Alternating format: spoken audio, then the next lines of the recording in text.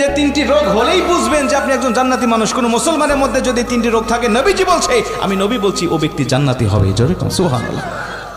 এক নম্বর, আমাদের অনেকেই আছে রোগ হলে কয় আল্লাহ শুধু আমাকে চোখে দেখে আর কাউকে চোখে দেখে না, আমাকেই শুধু রোগ দেয় আর কাউকে দেয় না, অথচ জানে না। বুখারীর হাদিস, আল্লাহ রাসূল বলছে যে এই ব্যক্তি অসুস্থ হওয়ার পরে ধৈর্য এবং সহিষ্ণুতার সাথে একটা রাত অতিক্রম করতে পারে, আল্লাহ পাক পরের দিন সকাল হতে না হতেই তাকে সদ্যজাত ভূমিষ্ঠ শিশুর ন্যায় নিষ্পাপ করে দেয়। সুবহানাল্লাহ। তাহলে শুকরিয়া আদায় করার দরকার আছে।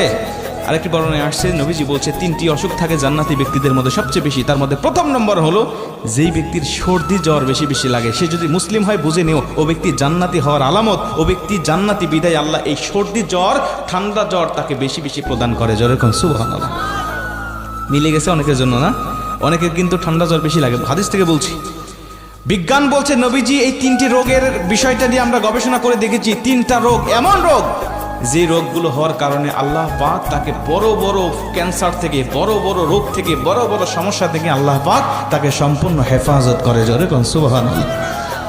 ঠান্ডা লাগার পরে আপনার নাক দিয়ে যে সর্দিগুলো বের হয়, শ্লেষা বের হয়, এইগুলোর কারণে বিজ্ঞান বলছে তার শরীর থেকে বড় বড় জীবাণুগুলো, বড় বড় আপনার জীবাণুগুলো, বিভিন্ন ক্ষতিকারক পদার্থগুলো আপনার শরীর থেকে বের হয়ে চলে যায়, যার কারণে ওই মানুষটা পরিপূর্ণ সুস্থ আরোগ্য লাভ করতে থাকে। যেরকম সুবহানাল্লাহ।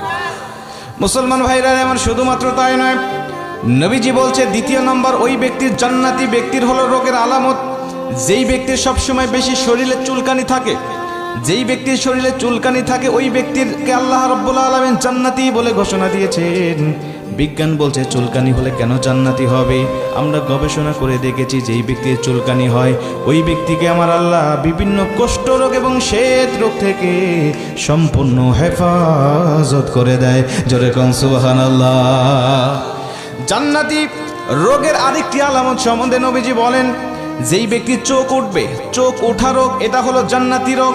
নবীজি বলছে চোখ উঠলে বুঝে নেবে সেই ব্যক্তি যদি মুসলিম হয়, সেই ব্যক্তির ভিতরে যদি ঈমান থাকে, ওই ব্যক্তিকে আল্লাহ পাক জান্নাতি বলে ঘোষণা করে দেয়। ও যদি বাদ বাকি আমল আখলাকগুলো যদি ভালো থাকে, ও ব্যক্তি জান্নাতি হবে, আমি নবীজি বলছি। কারণ এই চোখ ওঠা রোগ আল্লাহ সবাইকে প্রদান করে না। বিজ্ঞান বলছে চোখ উঠলে পরে আমার আল্লাহ রাব্বুল আলামিন ওই ব্যক্তিকে আমৃত্যু পর্যন্ত ভালো রেখে দেয়। ওর চোখে কোনোদিন সমস্যা হবে না, ওর চোখ কোনোদিন অন্ধ হওয়ার সম্ভাবনাও থাকবে না। জোরে কোন সুবহানাল্লাহ। যার চোখ ওঠে তার অন্ধ হওয়ার সম্ভাবনা একেবারে 0%। বিজ্ঞান বলছে ও ব্যক্তি কোনোদিনও, আপনার চোখ উঠলে পরে ও ব্যক্তি কখনো অন্ধ হবে না। এজন্য এই সমস্ত রোগ হলে বা যে কোনো রোগ হলেই আপনি ধৈর্য হারাবেন না, আল্লাহর শুকরিয়া আদায় করবেন। আর মনে করবেন যে আল্লাহ পাক আমাকে ভালোবেসে এই অসুস্থ নামক নিয়ামত দিয়েছে, আল্লাহ সুস্থতা নামক নিয়ামতও আমাকে যে কোনো মুহূর্তে প্রদান করবে। জোরে কোন সুবহানাল্লাহ। তো আমরা সবসময় শুকরিয়ার আওয়াজ দেব। আল্লাহ পাক আমাদেরকে অবশ্যই শুকরগুজারি বান্দা হিসাবে কবুল করে নিক। জোরে বলেন আমিন।